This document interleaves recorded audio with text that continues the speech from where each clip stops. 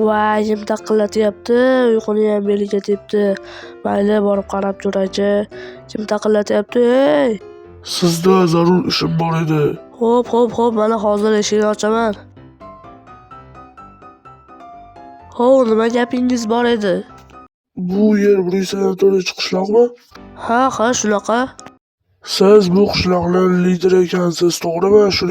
Shuning uchun sizga bu xabarni yetkazishim kerak edi. Bu juda ham katta kompaniyadan kelgan xabar. Xullas, bizning olimlarimiz sizlarni qishloqlaringiz yon atrofidan bir tashlandiq uy topishibdi va shu tashlandiq uyga kirib faktlar yig'ishmoqchi. Undan oldin siz borib shuni tekshirib ko'rib bersangiz, keyin bizni olimlarimiz borib faktlarni yig'ishar edi. Hozir esa ozgincha u joyga kirishga qo'rqishyapti. Siz kirib faktlarni yig'ib bersangiz, keyin bizni olimlar o'sha borib to'g'rilab faktlarni yig'ib odamlarga hammasini aytib berishadi.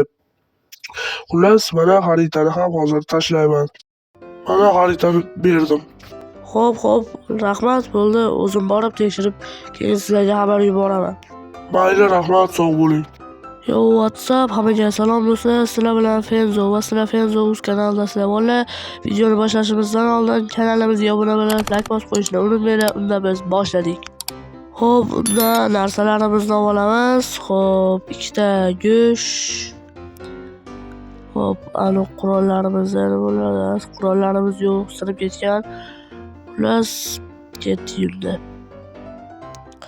Go'sht deb olamiz. Ozgina qornim ochadi. Xo'p, go'sht deb olib ketamiz. Bu qishloqlar nima qilyapti bu yerda? Mayli, ketdik. Xo'p, keldik. Bir g'alati ekan, kirmaymi yana?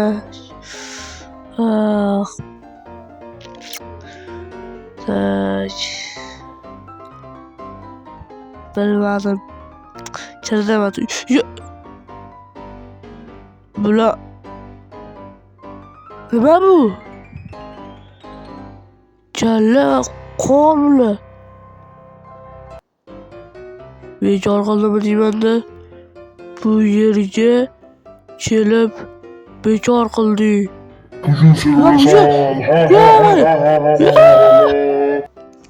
Davomi 15 dalakdan so'ng.